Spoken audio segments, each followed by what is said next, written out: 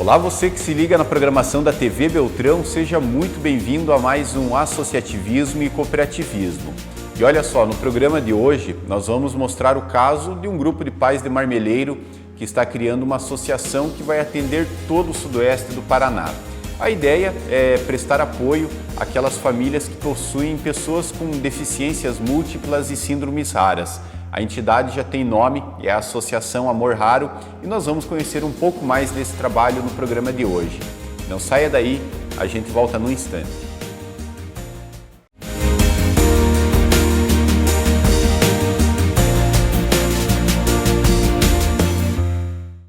A Fubra sempre com você. Na Fubra você encontra tudo o que precisa para a sua casa, com preços e condições imperdíveis. Móveis, eletrodomésticos, som, imagem e muito mais. Na Fubra é fácil de chegar e estacionar. Telefone do WhatsApp 3905-1800. Trevo da Alvorada, saída para Cascavel. Vem pra A Fubra, sempre com você.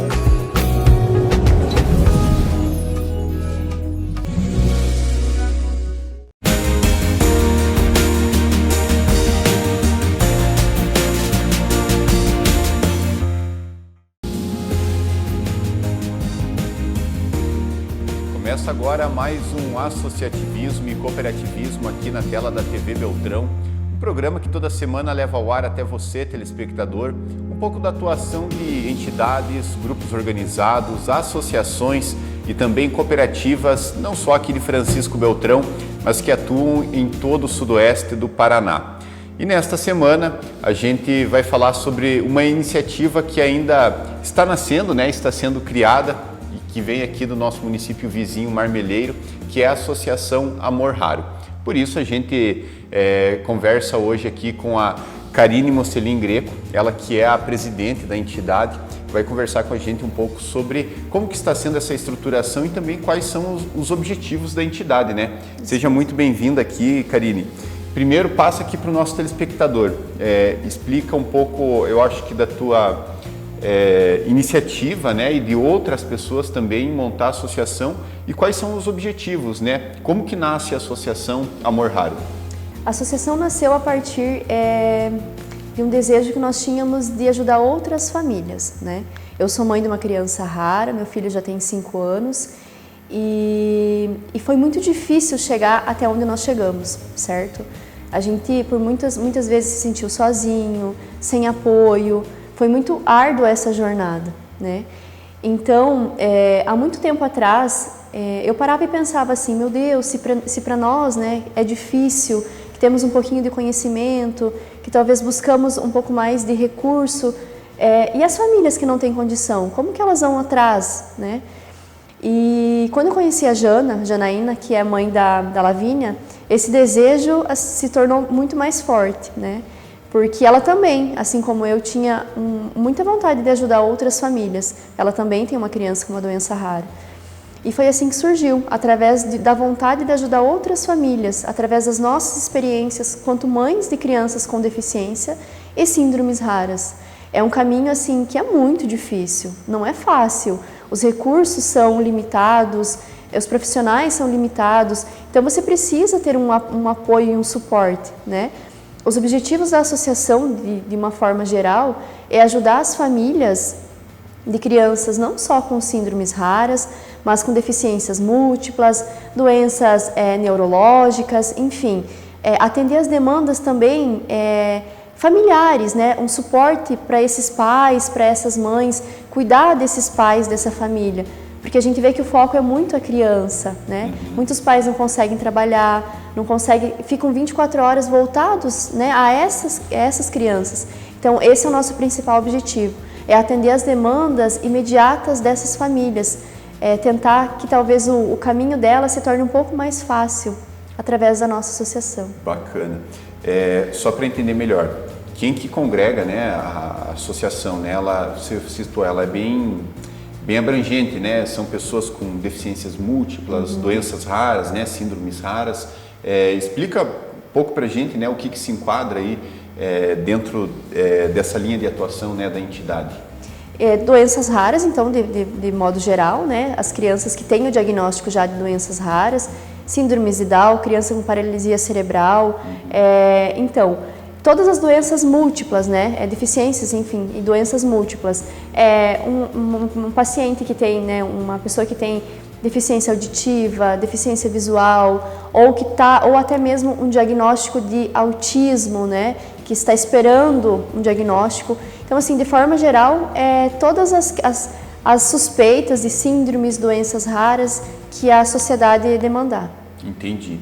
Porque eu imagino o seguinte, né? Agora, você falando, né? A gente faz a seguinte reflexão, né? O sistema de saúde ele é estruturado para doenças, vamos dizer assim, que são comuns, abrangentes na sociedade, né?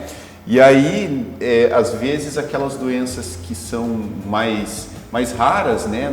Não há assim, programas estruturados dentro do sistema de saúde para, seja diagnóstico, consulta, medicamento. A ideia de vocês é mais ou menos isso, dar suporte para que isso esteja inserido também na rede pública de saúde, né? Exatamente. A gente pode citar um exemplo. Nós somos a minoria no nosso município, tanto Francisco Beltrão quanto Marmeleiro. Imagine isso quanto Estado, nós também somos a minoria. Então, as políticas públicas hoje existem sim, mas elas são voltadas, os sistemas são voltados às grandes populações, às doenças que mais tem população. Então, a gente vê que pela nossa visibilidade ser tão pequena, que não é investido da forma adequada, certo? Então, é por isso que nós queremos também, quanto associação, ajudar a melhorar as políticas públicas dos municípios, né? Que atendam essas demandas de forma imediata. Por exemplo, um medicamento que você precisa hoje para uma criança que é diagnosticada com epilepsia ou uma doença rara. Você não consegue chegar no teu município com o receituário e retirar na bancada da farmácia. Há todo um processo judicial, você tem que levar para o município tem que te dar uma negativa de que não tem isso disponível para você entrar com o processo judicial. Nesse período se passa 6 meses, 1 ano, 8 meses ou até 1 ano e meio, como foi o caso do Nicolas. E como que fica a saúde dessa criança nesse período? Então, a nossa associação, ela quer juntar verba, enfim, juntar dinheiro, né, para que a gente consiga atender essas crianças de forma imediata. Precisou de um leite? Nós temos essa reserva financeira disponível. Precisou de um remédio? Nós temos essa reserva financeira. Não, mas a gente precisa de um diagnóstico de uma criança, um exame genético. Nós temos esse dinheiro para poder suprir essa necessidade de uma forma bem imediata. Até porque geralmente é tudo muito caro, né? Seja diagnóstico, seja exames, né? Como você falou, um teste genético, né? Às vezes é necessário, e também medicação, né? Ou mesmo suplementação, né? Exatamente. É alto custo, né? E eu sempre falo que a gente paga tudo, né? Então, realmente, o meu filho chegou a ter meses de gastar em torno de 5, 6 mil reais por mês. A lata de leite dele custa R$230. E assim, é surpreendente dizer, mas ainda é um leite que não é tão caro, porque tem leite de R$1.000, R$1.500, né? Então, como que essas famílias carentes, vulneráveis, né, que vem o diagnóstico de uma criança com doença rara ou até mesmo paralisia cerebral, como que essas famílias vão conseguir arcar com esse medicamento, com esse leite, com esse exame genético? E realmente, assim, o valor é muito maior do que nós ou do que a sociedade imagina e espera. É muito alto. Você citou que muitas vezes é preciso entrar na justiça, né, para conseguir, seja um medicamento, né? Como que é esse processo? Ele é demorado? Você falou que às vezes demora 6 meses, Sim. 1 ano e meio. É bem burocrático essa parte, né? Então você tem que levar, quando você seja um exame mais específico, né, um exame genético, uma consulta com um geneticista, ou até mesmo uma medicação, um leite, você leva então a demanda para o teu município, certo? O município ele tem uma farmácia ou ele tem uma dispensa que é o básico, né? E a maioria dos municípios é assim, certo?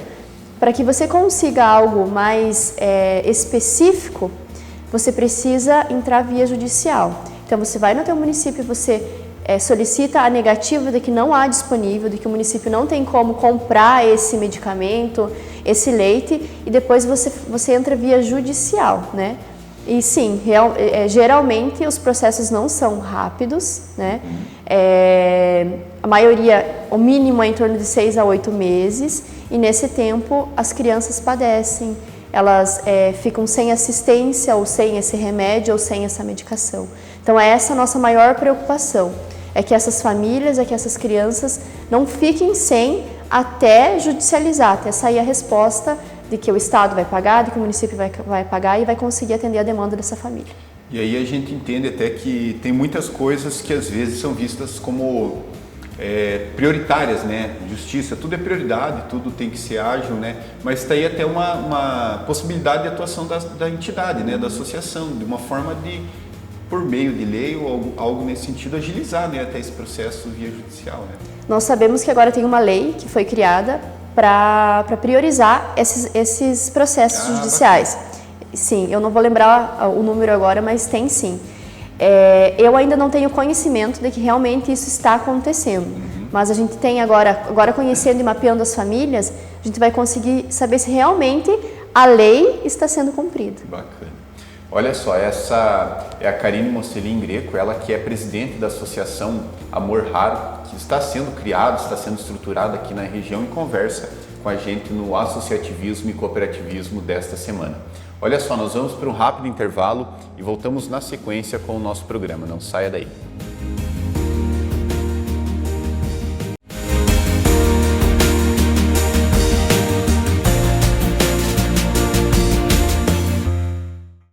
Indústria Alumínios Belmar. 49 anos em Francisco Beltrão, produzindo qualidade em utensílios domésticos. Agora, loja da fábrica junto com a indústria mais atacado com novo endereço. Rua Vicente Setembrino Palotim, 192, Padre Eurico. A Belmar convida todos os clientes de Beltrão e região a conhecer a nova loja da fábrica.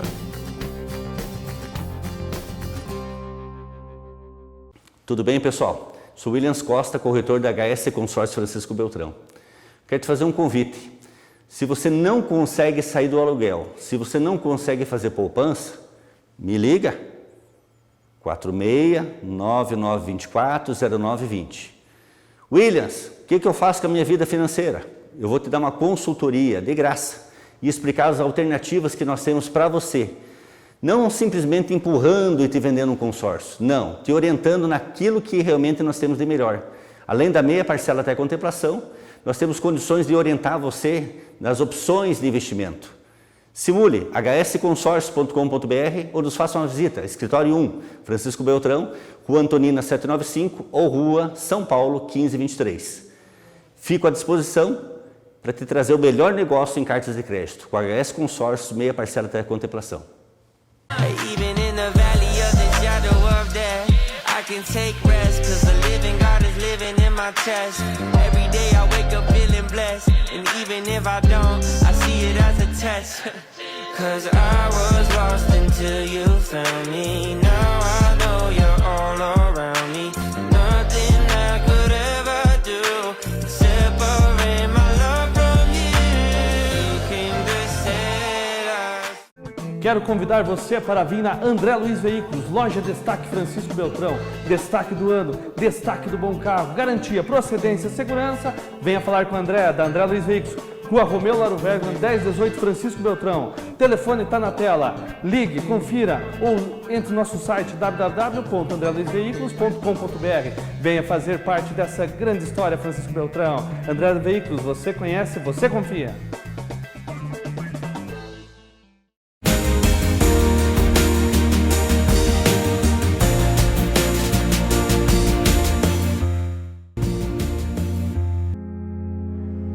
O associativismo e cooperativismo está de volta na tela da TV Beltrão e nesta semana estamos falando sobre a atuação da Associação Amor Raro, que está sendo criada e estruturada aqui na região sudoeste do Paraná para prestar apoio, a famílias e a pessoas, que possuem doenças raras, que possuem deficiências múltiplas, síndromes aí variadas.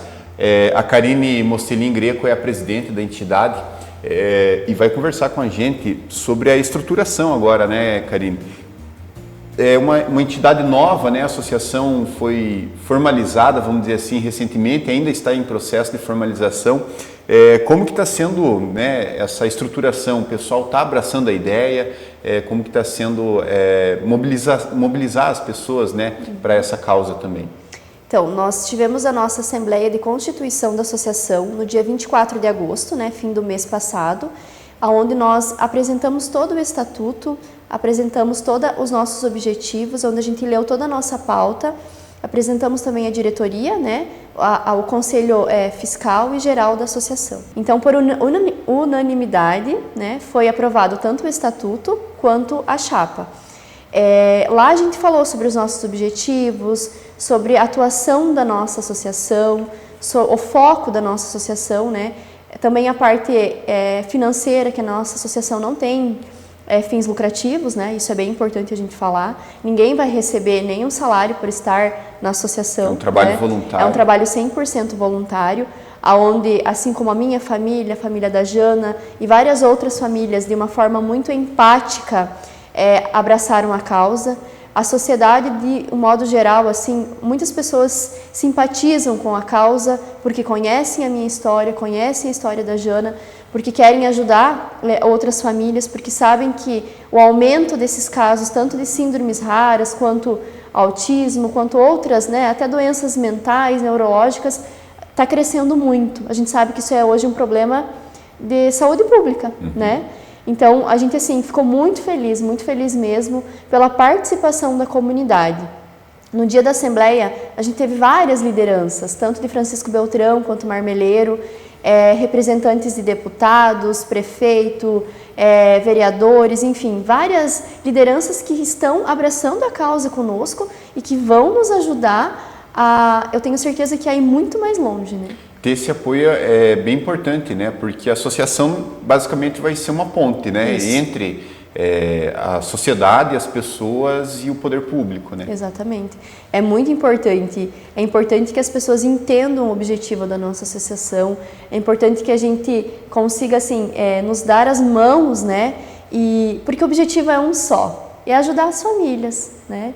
É conseguir minimizar um pouco do sofrimento desses pais, dessas mães, da ansiedade, da angústia de talvez não ter condição financeira, né, de pagar um exame, um leite, enfim, um remédio. Eu queria saber o seguinte, você comentou que para novembro, né, já tem um evento programado, né, vai ser vamos dizer assim, a apresentação, o lançamento oficial, né, da entidade. Como que vocês estão preparando, organizando tudo isso? Isso, em novembro nós não temos data definida ainda, porque a gente está esperando a confirmação de alguns palestrantes, mas em novembro nós faremos o lançamento oficial da nossa associação, que o objetivo é trazer um palestrante, né, um médico geneticista também, e uma pessoa que fale sobre a importância das ações sociais, a importância da associação quanto sociedade, e um médico geneticista que fale sobre as doenças raras, fale sobre os exames genéticos.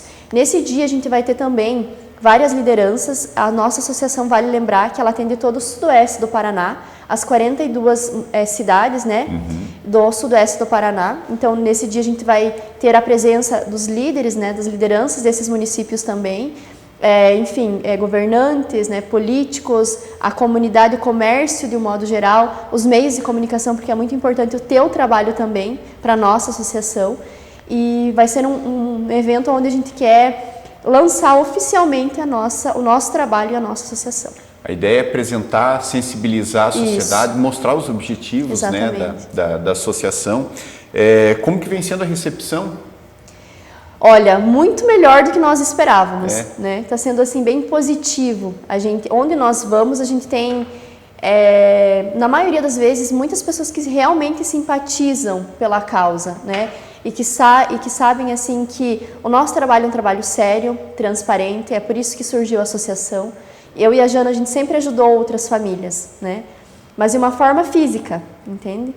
E a gente sentiu a necessidade de, vamos criar uma associação com CNPJ, com uma comissão onde todo o valor que entrar a gente vai ter o máximo de transparência possível.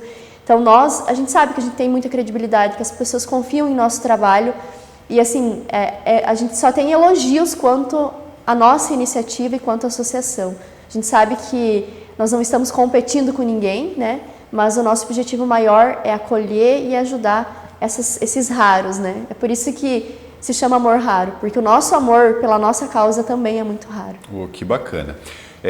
Olha só, Karine, a gente deixa aqui um espaço também, eu acho que até para o telespectador, né, que está nos acompanhando, que não conhece ainda a atuação da entidade, da associação, como que pode buscar mais informações, quem quer contribuir, quer participar também da associação, quem que pode, né, fazer parte da entidade também. Deixa o teu recado aqui para o nosso telespectador. Então, eu queria convidar a todos, né, que simpatizem pela causa, que tenham vontade de ajudar, que queiram talvez contribuir de uma forma financeira, o comércio, aos políticos também, né, aos governantes, às lideranças. A nossa associação ela não tem lado político, né? Então a gente aceita a ajuda de todos os lados e de qualquer pessoa. Falar também para as mães que estão assistindo, que irão assistir, que nos procurem. Nós temos o nosso meio de comunicação, o nosso canal, que depois a Jana vai passar, o Instagram. Nós temos o nosso Instagram particular, então assim, nós estamos aqui para acolher essas famílias também, levantar as demandas, mapear essas famílias e ajudar. E para a sociedade, assim, nós queremos muito apoio, nós queremos unir as forças, então quem simpatiza pela causa, nós estamos de portas abertas para receber e somar forças. Bacana, tá aí o recado da Karine Mocelin Greco, ela que é a presidente da Associação Amor Raro, falando um pouco sobre os objetivos, né, da entidade que está sendo estruturada aqui na região sudoeste.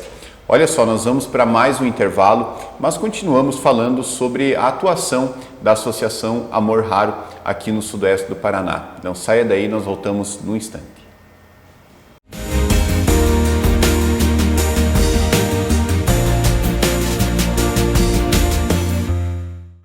Você que está me assistindo, está com rinite alérgica, sinusite e tosse? Olha, um grande aliado, Naturite do Império Girassóis, é antialérgico, anti-inflamatório, não tem contraindicação, é um grande aliado para você e para a tua família ter saúde e qualidade de vida. O que é rinite e sinusite?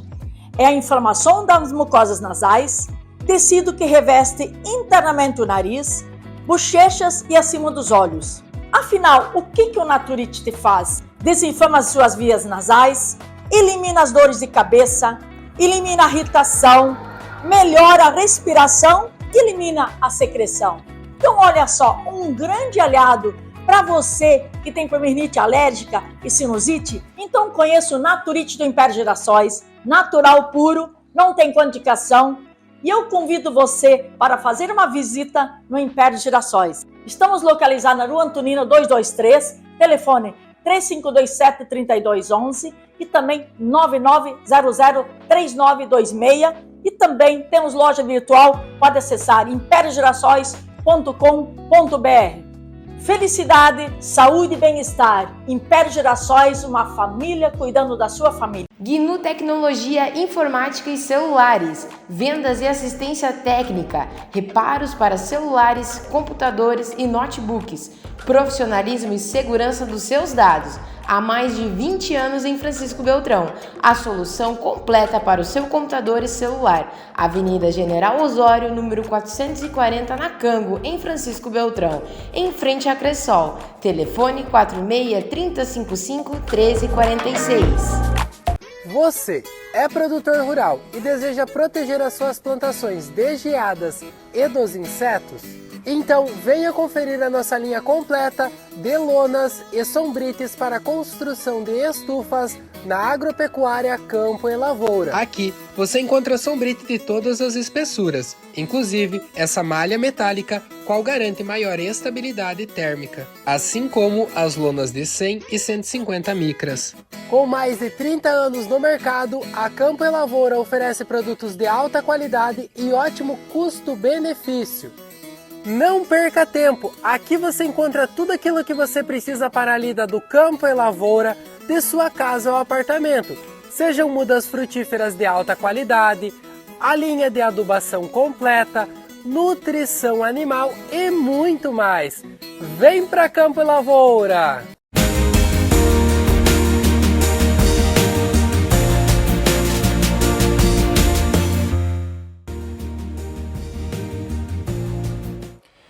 Estamos de volta com o associativismo e cooperativismo na tela da TV Beltrão e nesta semana falando sobre a estruturação da Associação Amor Raro, que está sendo criada e vai atender pessoas de todo o sudoeste do Paraná. E neste bloco a gente conversa com a Janaíne Gomes Flack, ela que é uma das integrantes da associação e também possui uma criança que tem uma doença rara, né? Bastante rara. Seja muito bem-vinda aqui, Janaíne. Eu queria que você, primeiro, acho que comenta aqui com o nosso telespectador, apresenta um pouco de como que é o teu caso, né? A tua situação aí com a pequena Lavínia. A Lavínia tem 2 anos e 5 meses hoje. Ela tem uma síndrome rara chamada síndrome de Dravet. É uma síndrome de uma mutação genética, no qual afeta os canais de sódio. E, em consequência, ela tem crises de epilepsia, crises convulsivas muito severas. São crises longas, principalmente nessa primeira infância, são crises que o normal seria 3 minutos, ela já teve crises de 1 hora, 2 horas, 3 horas, mesmo a gente estando no hospital, mesmo com a medicação na veia, tendo todo o suporte de oxigênio para que ela possa melhorar dentro do quadro dela, né? Então, é uma síndrome de epilepsia da infância bem severa. Mas até chegar a esse diagnóstico não foi fácil, né? Não foi fácil. Nós tivemos o diagnóstico dela apenas em dezembro, ela já estava com 1 ano e 9 meses, quando realmente ela teve uma piora muito séria das crises. As crises dela iniciaram com 6 meses de vida, até então estava tudo normal. E na metade do ano passado, lá por volta de agosto, as crises elas mudaram, ficaram mais tipos de crises e ela começou a piorar. Até o momento ela não tinha nenhum atraso no desenvolvimento, o desenvolvimento dela era normal e todos os exames que eram feitos davam todos normais. O eletroencefalograma, que é uma das primeiras que pedem quando tem crises convulsivas, o dela sempre deu normal. Até hoje, se for fazer, ele dá muito normal. Ninguém acredita que realmente seja síndrome. E isso é uma das dificuldades de diagnosticar essas crianças, porque os exames são todos normais, o atraso do desenvolvimento demorou e nós estávamos tratando ela com medicações que são para epilepsia benigna da infância. E essas medicações afetam os canais de sódio, que é o que a minha filha tem. Então, em vez de nós estarmos melhorando, estava agravando a situação. Estava agravando. A mudança das crises dela foi também devido à medicação, grande parte por isso. Então, por isso que nós, como associação, a gente bate muito na tecla do diagnóstico precoce. Nós precisamos que essas crianças tenham o diagnóstico precoce antes, para que justamente melhorem a qualidade de vida delas. A Lavínia ela parou de falar, ela começou a andar apenas agora, em fevereiro desse ano. Então, assim, e foi tudo graças ao diagnóstico, às terapias corretas, que nós conseguimos ajudar ela a melhorar o que ela havia perdido. A fala, ela ainda não voltou a falar, mas estamos em busca disso. Então, a gente fala muito do diagnóstico precoce justamente por isso, para melhorar a qualidade de vida dessas crianças, para que elas não tenham uma sequela que talvez seja irreversível, né? Isso conta muito para elas. Eu acho que é uma angústia muito grande, né? Para as famílias, né? Fica se debatendo, vai num profissional, vai em outro, faz exame aqui, exame ali e você não tem um diagnóstico preciso, né? Do que é o caso. Demais. E nós vemos assim que quem está nos centros maiores, por exemplo, eles conseguem um diagnóstico antes, né? Então, muitas crianças da síndrome da minha filha, normalmente tem o diagnóstico nos primeiros meses, nas primeiras crises já é pedido o exame genético, que o exame genético, além de tudo, ele tem um custo muito alto.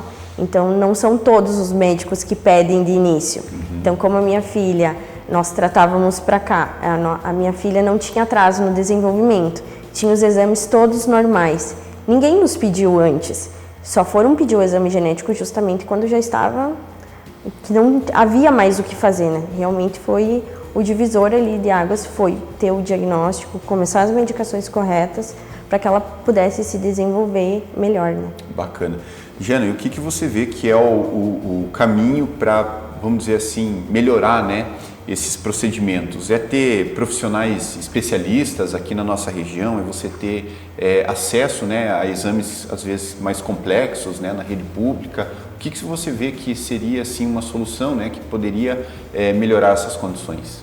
Sim, eu acho que através também da informação, nós levarmos informações para que não só os profissionais, mas que a população em geral, os médicos, que eles conheçam a causa, que eles possam pedir esses exames antes, já de imediato, quando se inicia as crises, quando vê que realmente há alguma coisa que não está certo, que eles possam pedir antecipadamente, né? E justamente nós usamos também as nossas redes sociais como pessoais para levar informações, para que as pessoas saibam como que funcionou, como que é a nossa história, e através das nossas redes sociais chegam muitas famílias também passando pelas mesmas coisas que nós passamos. Então a gente acaba sendo um socorro para eles na troca de informação, assim como várias famílias também foram para nós. Uhum.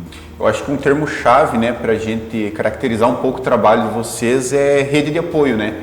Seja de forma física, presencial, né, com as famílias, com outros casos semelhantes aqui, ou através da internet, né? Eu acho que isso está sendo muito bacana. Sim, a internet, graças a Deus, abriu as portas para que a gente possa levar a informação e buscar também para nós, né? Foi graças às redes sociais que nós encontramos o grupo da Síndrome de Dravet da minha filha do Brasil todo. Então lá dentro tem crianças mais velhas que infelizmente já tiveram diagnósticos tardios e que a gente tem uma troca de experiência muito bacana, que a gente consegue buscar as medicações, como elas falam e até os médicos falam para nós, esse grupo de vocês tem muito mais informação que muito estudo científico, porque como são raros, são poucos estudos científicos com poucas pessoas, né, avaliadas, então assim a gente consegue ter uma riqueza de informação muito grande. Oh, que legal, olha só.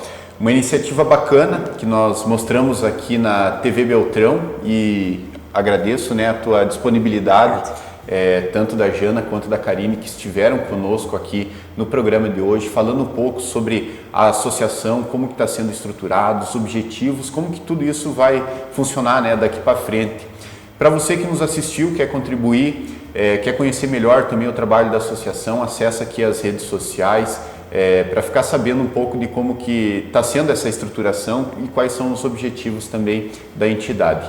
Muito obrigado, sucesso para vocês, gente. A gente está sempre de portas abertas aqui na TV Beltrão para mostrar bons casos e boas situações também. O nosso programa vai ficando por aqui, lembrando que ele vai ao ar todo sábado, 12h30 e também na quinta-feira à noite. Um forte abraço e até a semana que vem.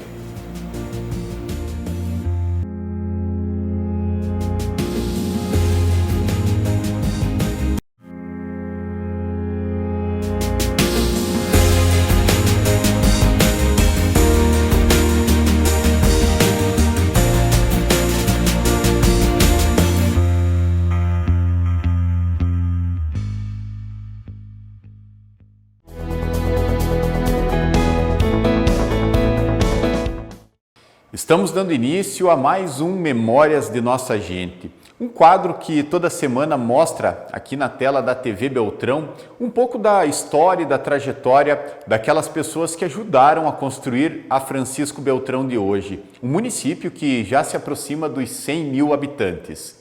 E nesta semana nós vamos saber um pouco mais da trajetória de uma figura bem conhecida aqui em Francisco Beltrão, que é o Laurentino Risso. Olha só, agora em 2023 ele está completando 70 anos de presença aqui em Francisco Beltrão. E nessa entrevista ele fala um pouco sobre a sua atuação, tanto no ramo esportivo, né, como narrador, também como apresentador de bailes, de concurso de beleza e de Miss aqui no nosso município, além da sua atuação como comerciante. Vamos acompanhar em mais um Memórias de Nossa Gente.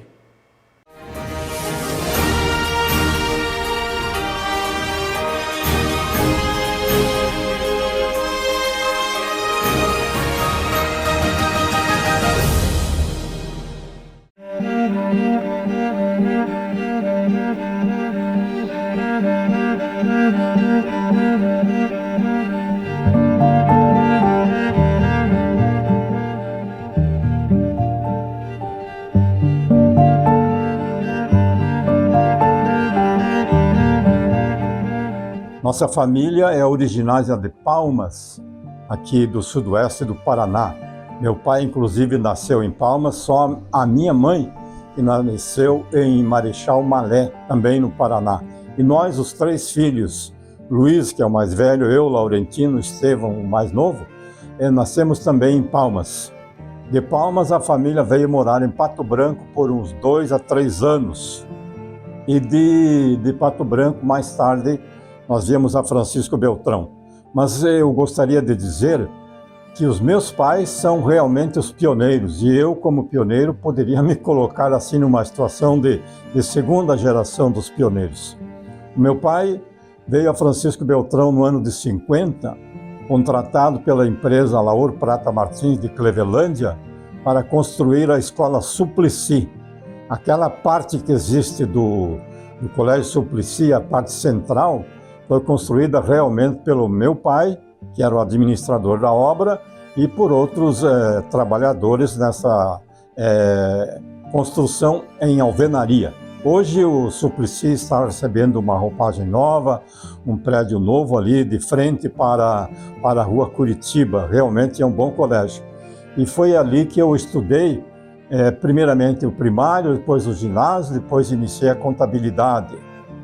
E daí o curso de contabilidade, mais adiante, passou para o Colégio Nossa Senhora da Glória. Ali concluímos o curso de contabilidade. Mais adiante, esse mesmo curso passou para o Colégio Mário de Andrade. Mas o meu pai, sobre o qual quero discorrer aqui a respeito do trabalho dele, veio para Francisco Beltrão construir o Suplicy, contratado por uma firma de Alaor Prata Martins, como já falei, com sede em Clevelândia. Clevelândia, naquela época, tinha uma importância política muito grande. Eram os Martins que mandavam em Clevelândia, o Busato, Arnaldo Busato, e outros políticos, enquanto que Francisco Beltrão ainda não era desenvolvido, tanto que Clevelândia foi o município mãe de Francisco Beltrão. Em 51, deu-se então a criação de Francisco Beltrão, que foi instalado em 52. E o meu pai já se encontrava então em Francisco Beltrão, só que na época, em 50, ainda era o distrito Marrecas, pertencendo a Clevelândia. Além da Escola Suplicy, meu pai construiu a barragem da usina Santana, a usina construída na época dos prefeitos Recericella, Rubens da Silva Martins e Ângelo Camilotti. Foram os 3 primeiros prefeitos de Francisco Beltrão. E a usina do Santana gerou muita energia para Francisco Beltrão, se bem que naquela época os equipamentos não eram o que existe como termos assim de modernidade nos dias atuais. Mas a usina serviu naturalmente. Hoje essa usina, esse local, pertence à firma Alcaste, fabricante de alumínios. O meu pai construiu também, o pessoal que nos assiste deve lembrar e já ter visto, aquele posto de gasolina que havia no meio da avenida, na frente da igreja. Naquela época a avenida nem tinha nome, mas hoje tem o nome de Júlio Assis Cavaleiro. Aquele posto de combustíveis foi construído também pelo meu pai. Ali os carros paravam para abastecer. Seria assim até um ponto turístico, porque eu e meus irmãos, aos domingos à tarde, íamos à catequese na igreja matriz, e depois a gente ficava ali olhando, observando com curiosidade, como crianças ainda, o que acontecia em Francisco Beltrão. Também meu pai construiu o prédio da panificadora Florima, que funcionou na Avenida Júlio Assis Cavaleiro por muitos anos. Hoje esse mesmo prédio de 2 pisos é ocupado por 2 ou 3 lojas no sistema de aluguel por parte dos proprietários. Uma outra obra que meu pai fez em Francisco Beltrão foi o posto Dinon. Naquela época era da família Busato, dos pais do Antoninho Busato, da Grafisul. Depois esse posto sofreu muitas mudanças e hoje tem naturalmente uma outra fachada, um sistema arquitetônico bem moderno. Então, a nossa família morou em Palmas, Pato Branco e Francisco Beltrão.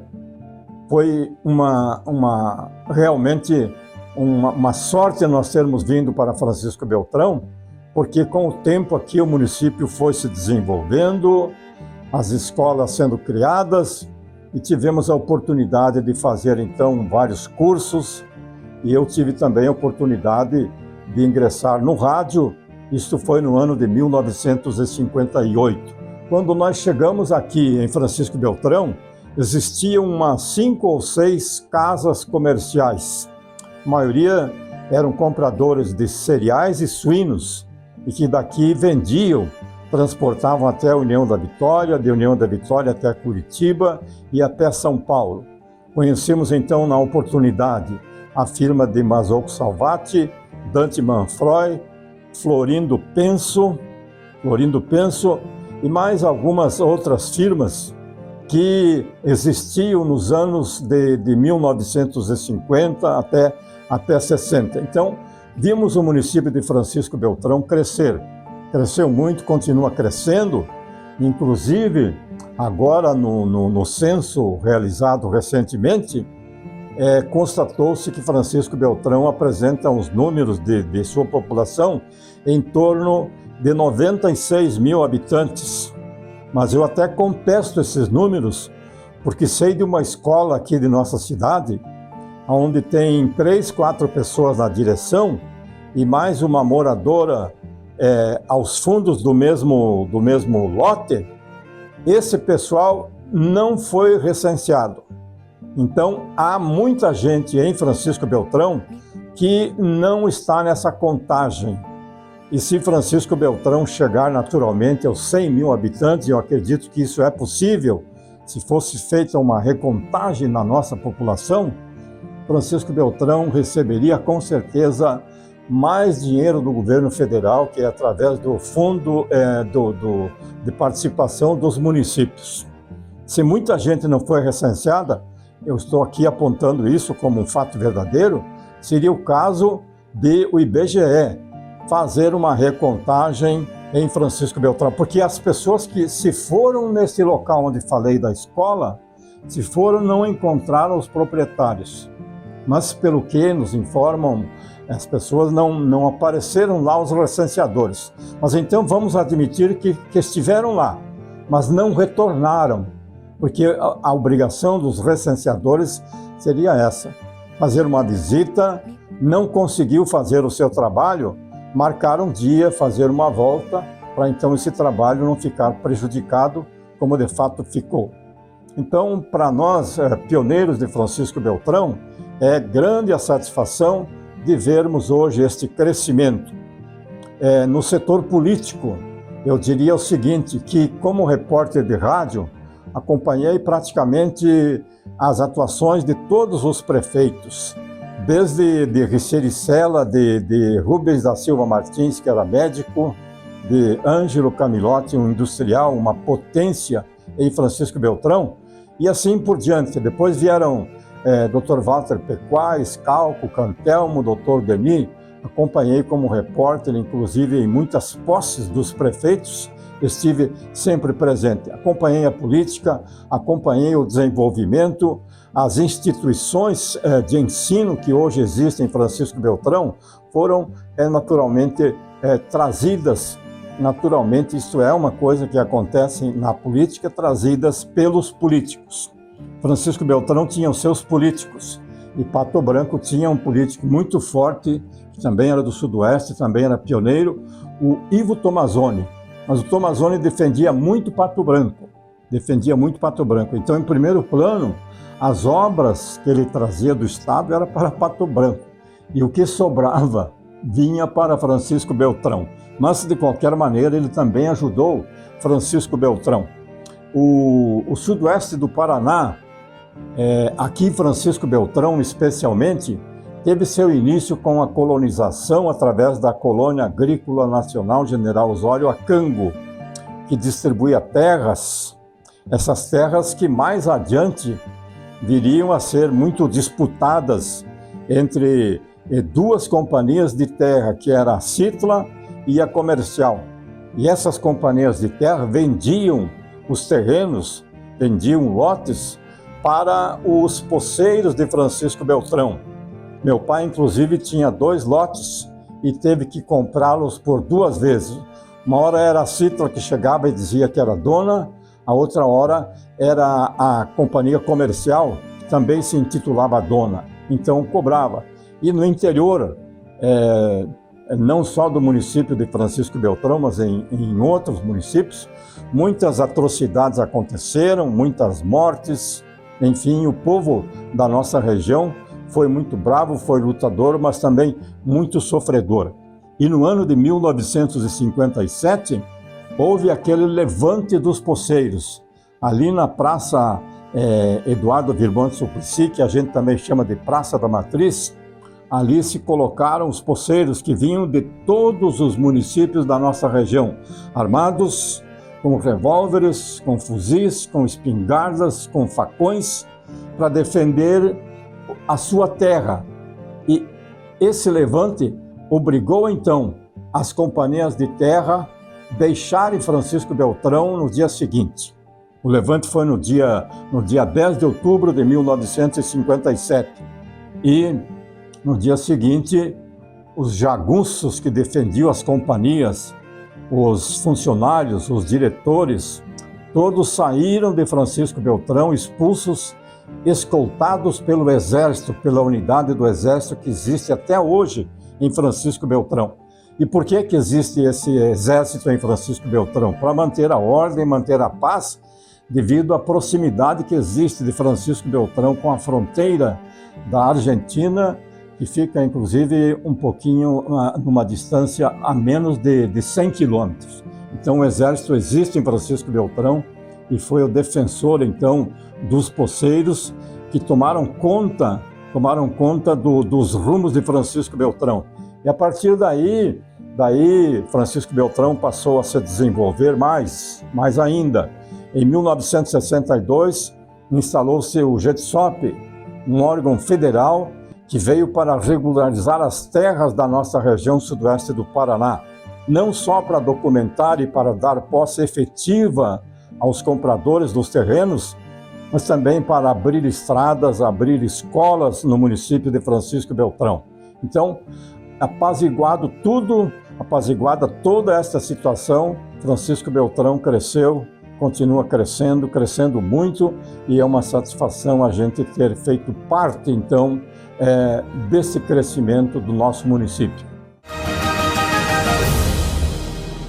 O que não serve mais para você pode ser útil para quem precisa. A Prefeitura tem o Banco de Doações, que faz a ponte entre doadores e quem precisa receber. Se você tem sobra de materiais de construção, chame o Banco de Doações. Móveis em bom estado também podem ser doados. O Banco de Doações fica na Rua Mandaguari 201, bairro Luther King. Chame pelo WhatsApp 988184288. Prefeitura de Francisco Beltrão. O melhor daqui é a nossa gente. Eu acompanhei a fundação do União, a fundação do Real e do Industrial e de outros times assim que vieram depois. Mas o rádio teve uma importância muito grande. A Rádio Colmeia, instalada em Francisco Beltrão em 1955. Era a Rádio Colmeia, pertencia a uma rede. Existia também a Colmeia em Pato Branco, que hoje transformou-se em Rádio Selinalta. E existia a Colmeia em Cascavel e se mantém com esse nome até hoje. Então, inclusive sobre o assunto da revolta dos poceiros, eu deixei esse detalhe para acrescentar agora. A Rádio Colmeia era porta-voz do movimento dos poceiros. Chegavam as informações e a Rádio Colmeia transmitia para os seus ouvintes aquilo que estava acontecendo. Tanto é que a revolta dos poceiros, o maior levante assim, de presença de pessoas revoltadas aconteceu na Praça da Matriz, bem de frente à Rádio Colmeia, pois a rádio funcionava no prédio Soranço, na esquina, ali entre a Júlia Assis Cavalheiro e a Frei Deodato. Eu entrei no rádio em 1958 com 14 anos de idade. Entrei na função de sonoplasta e foi uma grande oportunidade para conseguir um emprego naquela ocasião. E em 1962 eu passei a fase de locutor. Em princípio, eram dedicatórias que os ouvintes encomendavam na rádio para homenagear alguém que estava de aniversário. Então eu fazia esse trabalho aos domingos à tarde. Um pouco mais adiante, passei a locutor comercial. Apresentei vários programas. Pela manhã, aí pelas 10 horas, eu tinha um programa que era a Revista Social. Abordava muitos assuntos da sociedade de Francisco Beltrão. E também logo em 63 eu iniciei como narrador do futebol de Francisco Beltrão. Então tenho um pouco de história sobre o futebol de nossa cidade. Acompanhei, ainda bem antes disso, acompanhei a fundação do Clube Esportivo União, cujo primeiro presidente foi Wolf Paulo Trentin, um cidadão que vinha a Beltrão, procedente de Erechim, do Rio Grande do Sul. Ele fundou a União, Clube Esportivo União. Em princípio, era um clube social e esportivo. E o Trentin, além de ter fundado o clube, também era jogador. Era um excelente zagueiro que tinha vindo do Ipiranga de Erechim. Passados 10 anos, de 55 em que foi fundado, aliás, 56 foi fundada a União. Passados 10 anos, em 66, houve uma divisão do setor social e do setor esportivo. Isto porque os associados do clube achavam que o futebol estava interferindo muito nas finanças da parte social. Então houve essa separação. Daí o futebol se desenvolveu, a União sempre disputando o campeonato amador, era o campeonato e partidas amistosas. No campeonato amador regional existia a LESP, uma Liga Esportiva Sudoeste do Paraná, com sede em Pato Branco. Então os campeonatos da região eram organizados por esta liga. Disputavam 2 times de Pato Branco, Palmeiras e Internacional, Tabu de Clevelândia, Ipiranga de Vitorino, União e Real de Francisco Beltrão, 7 de Setembro de Dois Vizinhos, Sociedade Esportiva Marmeleiro e outras equipes da nossa região. E com o passar do tempo, o presidente da União, Osmar Brito, e o Dr. Anuar Caran, que era também um desportista muito interessado no nosso futebol, resolveram solicitar da Federação Paranaense de Futebol uma autorização para fundar uma liga aqui em Beltrão. E daí essa liga teve a sua fundação. Inclusive tive a satisfação de trabalhar na elaboração do estatuto dessa liga, juntamente com Flávio Morcelli, com Carlos Nils, com Alfonso Bartz. Então nós redigimos, logicamente que baseado em outro estatuto, redigimos o estatuto da LERB, era a Liga Esportiva Regional Beltronense. Com o passar do tempo o nome foi mudando, hoje é LBF, uma liga que funcionou, que dirigiu o futebol amador de nossa região por muitos anos. E eu no rádio tive a oportunidade, no esporte, de gravar um jogo da seleção brasileira no Paraguai, no estádio Sarronia del Chaco. Era a seleção brasileira com Pelé contra a seleção do Paraguai. Naquele jogo lá era uma disputa da Taça Oswaldo Cruz, que era disputada de 2 em 2 anos, mas como o Brasil sempre era o campeão, era só o Brasil e o Paraguai, essa disputa acabou sendo extinta. Mas a última vez foi em 68. E daí no retorno da seleção brasileira, em Foz do Iguaçu, eu tive acesso ao avião da delegação do Brasil. E tive a oportunidade de entrevistar o Pelé. Eu tenho inclusive uma gravação até hoje, não está assim nas melhores condições técnicas, mas tenho essa gravação guardada. Entrevistei o Gilmar, que era o goleiro da seleção, campeão em 58 e 62, campeão mundial. Entrevistei o Carlos Alberto Torres, o lateral direito, o Joel, que era quarto zagueiro, o Paulo Borges, que era ponteiro direito do Corinthians e também da seleção, e outros jogadores, inclusive Paulo Machado de Carvalho era o chefe da delegação. Também conversei com ele.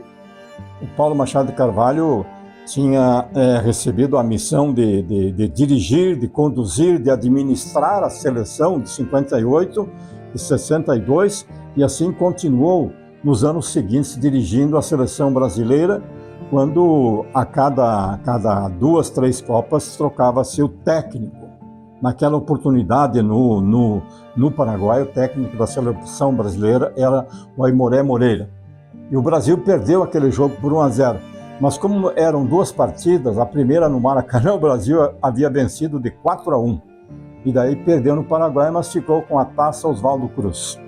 Esta foi uma situação assim que me deu a oportunidade de conhecer, inclusive, o pessoal das rádios Guaíba e Gaúcha de Porto Alegre. Estávamos assim em meio à torcida e ao lado de cabines da Gaúcha e da Guaíba. E daí, para apanhar a escalação, eu estava na companhia do então diretor da Rádio Colmeia, Domingos Bertaioli. Para apanhar a escalação, eu tive a oportunidade de conversar com Pedro Carneiro Pereira, que era o narrador famoso da Guaíba, e o Emir Domingues, que era o comentarista. Tive o prazer de conhecê-los. O Pedro Carneiro Pereira também era piloto, e para aqueles ouvintes, para aqueles telespectadores, os mais aficionados ao esporte, devem lembrar que o Pedro Carneiro Pereira era um excelente narrador e também era piloto de automóvel. Ele acabou sofrendo um acidente e morreu carbonizado. São fatos que aconteceram no esporte que naturalmente a gente noticiava através da Rádio Colmeia. E tive também a oportunidade de ser o repórter de muitas inaugurações em Francisco Beltrão. Por exemplo, a Ponte da Cango, na época em que Antônio de Paiva Cantelmo era prefeito. Tem uma foto até, inclusive, com a presença do prefeito Cantelmo, do Dr. Denis, do Severino Sartori, que era vereador, Cantelmo com a sua esposa Mildred, com a sua filha nessa inauguração, e também a presença de representantes da 2ª Companhia de Infantaria do Exército. E nessa questão de reportagens, eu sempre acompanhava a posse dos prefeitos. E quando da primeira FENAF, que foi no ano de 1967, tive a ocasião de fazer entrevistas com personalidades de muito nome nacional. Por exemplo, Ivo Arzua, que tinha sido prefeito de Curitiba, em 67 veio a Francisco Beltrão como ministro da Agricultura, naturalmente trazendo incentivo e alguma verba para a FENAF. Tive a oportunidade também de entrevistar, durante o regime militar, o general Breno Borges Fortes, que era comandante do 3º Exército, com sede em Porto Alegre. Foi uma entrevista, assim, até um tanto diferente das demais, porque o país vivia o regime militar. Então, a gente tinha que ter muito cuidado para fazer as perguntas. Eram perguntas, assim, bastante pensadas antes de passar para o entrevistado. E o general Breno Borges Fortes respondia de uma maneira assim bem rápida e bem sucinta. Não entrava, não ia a fundo na entrevista, mas de qualquer forma foi uma personalidade que eu também entrevistei.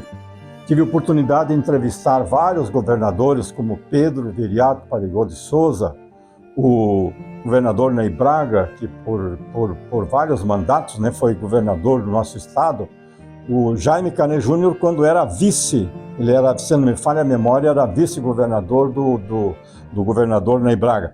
Tive a oportunidade de entrevistar todo esse pessoal, digamos assim, entrevistas de um nível estadual. Inclusive, em 69, o governo do estado, quando era governador Paulo Pimentel, o governo do estado veio ser instalado em Francisco Beltrão, no Colégio Nossa Senhora da Glória. Também foi mais uma entrevista que fizemos, eu e o Flávio Morcelli e o Luiz Aldori Neves Fernandes, que era proprietário do jornal Folha do Sudoeste. Aliás, esse jornal teve 2 nomes, Folha do Sudoeste e Tribuna do Sudoeste. Então, o governador Paulo Pimentel despachou por um dia de Francisco Beltrão para todo o estado do Paraná. Por entrevistas que fazíamos através da Rádio Colmeia, mais adiante pela Rádio Princesa, naturalmente é a mesma emissora, mas só que daí com outro nome.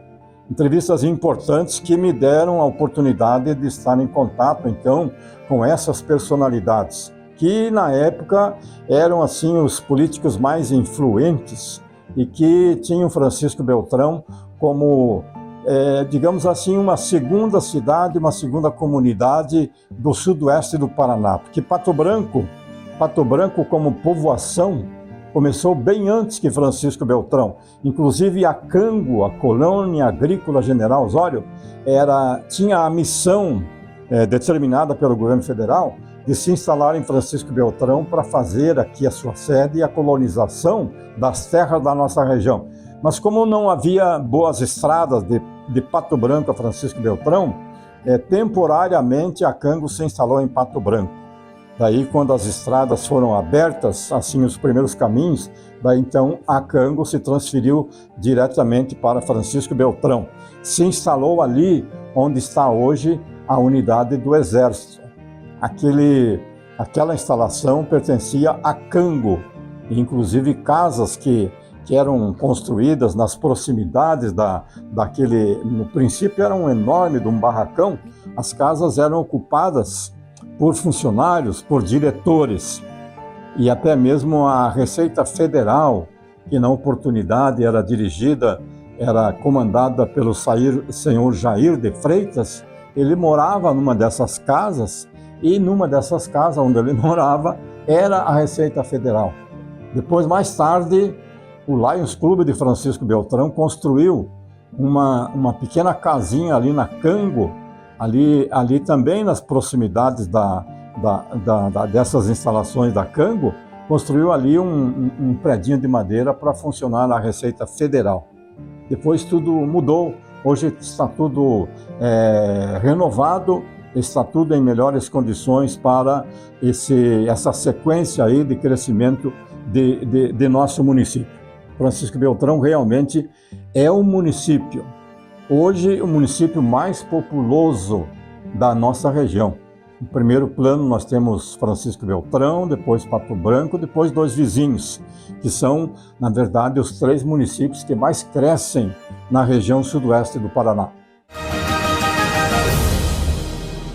O que não serve mais para você pode ser útil para quem precisa. A Prefeitura tem o Banco de Doações, que faz a ponte entre doadores e quem precisa receber. Se você tem sobra de materiais de construção, chame o Banco de Doações. Móveis em bom estado também podem ser doados. O Banco de Doações fica na Rua Mandaguari 201, bairro Luther King. Chame pelo WhatsApp 988184288. Prefeitura de Francisco Beltrão. O melhor daqui é a nossa gente. A par do trabalho que fazia em rádio, eu abri uma loja de cortinas chamada Decorações Cláudia. Em princípio em salas alugadas e posteriormente lá pelo ano de 1980. A loja teve abertura em 74, mas lá pelo ano de 80 eu adquiri um terreno ali na frente do Correio.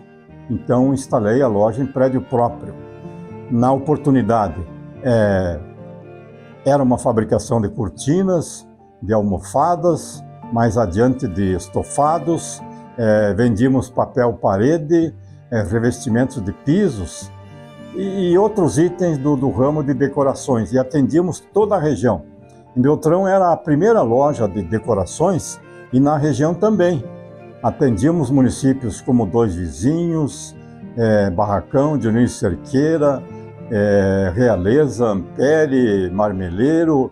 Inclusive tivemos alguns serviços feitos para Brasília, porque eram pessoas que moravam aqui na região e confiavam no nosso trabalho e nos davam a preferência. Fizemos também para São Paulo, para um conjunto habitacional lá, conhecido assim por Alfa. Então, atendíamos a quem nos solicitava. Cortinas também fizemos para Londrina e outros municípios, mas geralmente é porque existia uma ligação entre essas pessoas, clientes que iam morar para outras cidades. Por exemplo, tinha uma gerente do Banco do Brasil que para cada lugar que ela era transferida, ela tinha que se instalar numa casa, num apartamento bom, né? E daí ela sempre contava com o nosso serviço. Então, paralelamente ao trabalho meu no rádio, eu tive por um espaço de 40 anos à frente da Decorações Cláudia. Era um ramo assim que surgia de uma forma diferente, com algumas inovações, e daí com um passar do tempo outras lojas foram se estabelecendo nesse mesmo ramo. E isso é muito bom porque decora os ambientes, cria ambientes agradáveis para os proprietários, para os familiares. E nessa entrevista aqui pelo canal TV Beltrão, quero falar ainda um pouquinho sobre a origem dos meus pais. Falei inicialmente do meu pai e da minha mãe, que tiveram origem, meu pai em Palmas, minha mãe em Marechal Malé. Mas os meus avós paternos vieram do Rio Grande do Sul, de Lagoa Vermelha, e os avós maternos aqui mesmo do Paraná, então onde nasceu a minha mãe. E os bisavós, por parte da minha mãe, eles eram ucranianos, eles vieram para o Brasil procedentes da Ucrânia.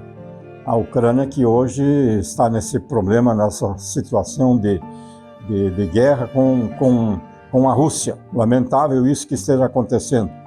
E os bisavós, por parte dos meus pais, naturalmente vieram da Itália, se instalaram no Rio Grande do Sul, e o meu pai daí veio para morar em Palmas, cujos detalhes assim da vida dele em Palmas assim a gente não tem muito conhecimento, porque saímos criança de Palmas, viemos a Pato Branco e posteriormente a Francisco Beltrão.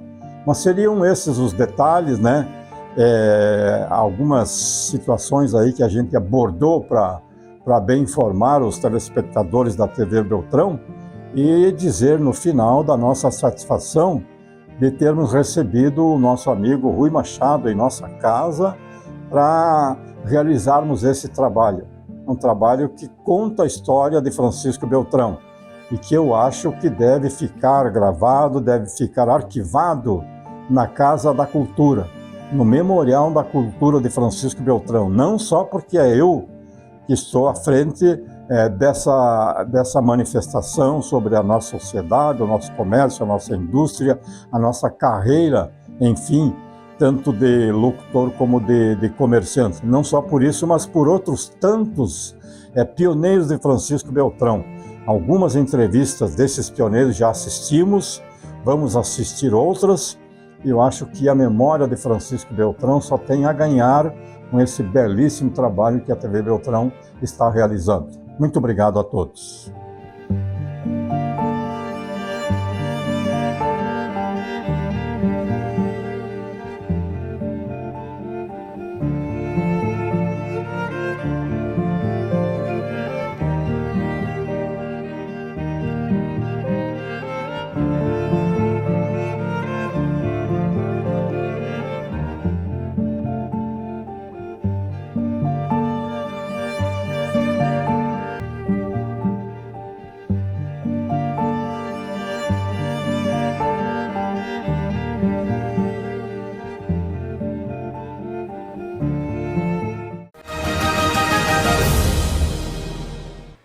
E esse foi mais um Memórias de Nossa Gente, um programa que toda semana traz para você, telespectador, um pouco da história e da trajetória daqueles personagens que ajudaram a construir a Francisco Beltrão de hoje, um município pujante e que se aproxima já dos 100 mil habitantes. Na próxima semana tem mais e eu conto com a sua presença. Um forte abraço.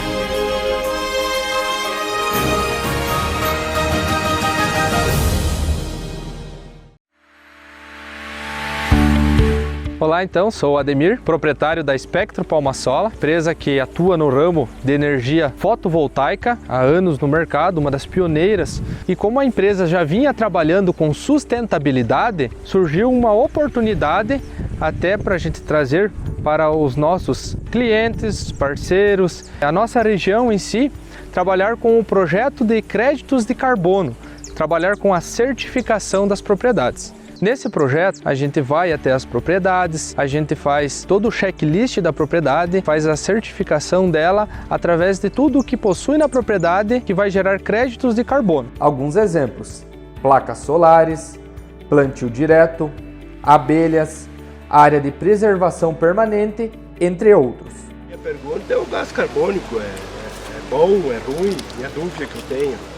O gás carbônico. O gás carbônico ele funciona assim. A empresa lá na cidade, para fazer a produção normal dela, que ele produz lá na indústria, geralmente ela emite esse CO2, esse gás, né? E o senhor, com a atividade que o senhor tem aqui na propriedade, plantio direto, reflorestamento, as áreas de EPP, reserva legal, tudo isso captura o gás do ambiente, entendeu? E isso gera um crédito para o senhor, entendeu? Aonde o senhor vai ter X créditos para o senhor vender para essas empresas que estão poluindo lá. Hoje em Palmasola e região aí a gente está trabalhando com uma franquia nova, está chegando aí na região, está fazendo um trabalho já em várias propriedades, né, e a gente espera que esse número aumente e que esses produtores possam também estar ganhando dinheiro com o projeto aí no mercado de carbono para vender esses créditos, né, para as empresas que a própria associação faz todo um procedimento de auditoria, né, para saber o quanto que essa empresa ela emite de gases poluentes. Então, a gente sabendo quanto ela emite e a quantidade que ela necessita de compra, a gente faz a intermediação de venda e o produtor recebe esse dinheiro na conta dele.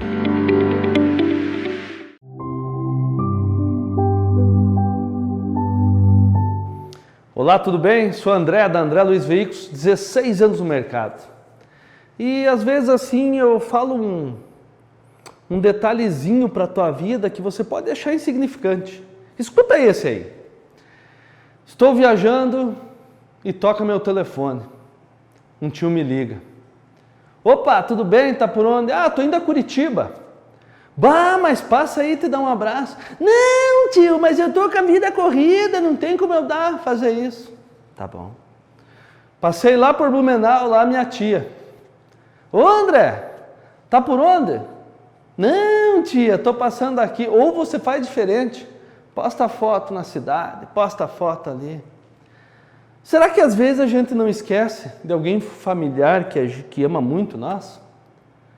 E daí, passou alguns meses, morreu aquele tio. E você já teve um tempo que você ficou conversando muito com esse tio. E depois você esqueceu desse tio. Você nunca mais disse um oi, um tchau. Você nunca mais falou com ele. E ele morreu. E algo dentro de você tinha muito amor por ele. Você tinha, porque é irmão da tua mãe. Você já pensou que tem detalhezinho na vida que a gente deixa passar por detalhe? Manda mensagem às vezes para aquele lá que às vezes nem tem aquela alegria de ver você feliz, aquela situação, e daí a gente esquece dos entes queridos. E o sofrimento que é você ir no velório dessa pessoa. Mesma coisa eu falo assim pensando na família. Você brigou com a tua mãe hoje e não falou nada com a tua mãe amanhã e ela ficou doente e foi entubada. Ah, André, está sendo pesado. Não, estou sendo realista. Não deixe passar o amanhã. De mandar um oi para o tio, de tirar 5 minutos. Não, tio, vou parar no posto tal. Teu tio vai correndo lá, te dá só um abraço. Esse abraço vai ser como Jesus nos abraça toda manhã quando acorda. Eu clamo ao Senhor: Pai, me abraça, Pai. Vou sair nesse dia, me proteja, Pai. Quando você chega em casa, como é que é o abraço do teu filho para você? Pensa que você também tem que dar esse abraço. Fala assim até da esposa, né? Primeira coisa, aquele abraço, aquele oi gostoso da noite, é uma bênção para nossas vidas. A gente está pensando num contexto familiar. Não esqueça que você tem uma família. Não esqueça que você Você não é sozinho nesse mundo. Tem muita gente que te ama, só quer ter você perto. E tem muita gente que não te ama, e às vezes você está perto. Não faça isso.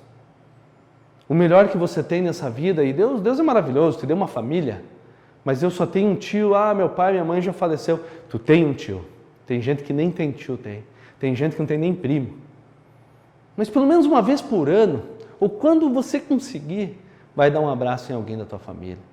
Vai mostrar que você está ali com uma alegria, com uma paz, que é algo bom para um familiar. Pensa nisso. Jesus te ama e Ele é o caminho.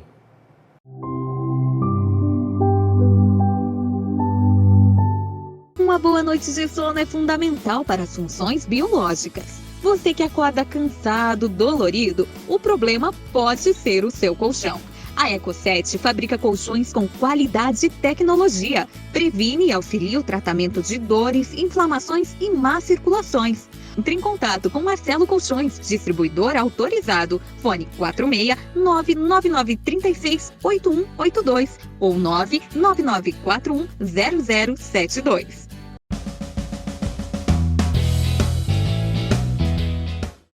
Tudo bem, pessoal? Tudo bem, pessoal? Sou Williams Costa, palestrante do programa Gerencie Sua Vida e também autor do livro A Caravela. Eu quero que você reflita um pouquinho hoje sobre a questão de vencer na vida. Aqui fora existe muita adversidade, as pessoas falam que está muito difícil. Eu gosto sempre de trocar a palavra difícil por desafiador. Por quê? Quando tu verbaliza difícil, o universo fala assim para ti. Deus fala sim para você. Deus fala sim para todos nós, filhos dele. A partir do momento que você troca a palavra difícil por desafiador, Deus entende que a tua inteligência, a tua sabedoria supera o desafio. O quanto que você tem se dedicado a estudar um pouco mais sobre o autoconhecimento, um pouco mais sobre inteligência espiritual, sobre o despertar da consciência. As pessoas aqui fora precisam hoje de pessoas que resolvam problemas.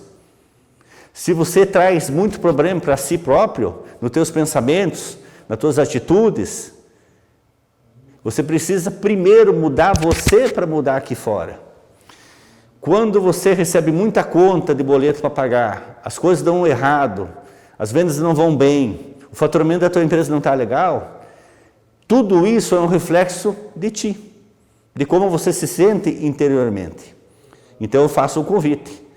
Não tente resolver aqui fora os problemas. Resolva primeiro aqui. Jesus falava, o reino de Deus está dentro de vós. As maiores riquezas que o ser humano pode buscar não está aqui fora. Está aqui dentro, no nosso coração. E esse coração, ele é grandioso e se torna maior ainda quando a gente pratica a compaixão, a humildade, a honestidade, o amor e o perdão. Segundo meu amigo Eni Chapete, já falecido, meu grande amigo, devo muito tudo aquilo que eu aprendi sobre despertar da consciência e autoconhecimento ao Eni Chapete, ele dizia, só perdoa quem ama. Se você ama, perdoa. E se você perdoa, é porque tu ama. Seja feliz, prospere, realize grandes feitos. Pense nisso e seja feliz.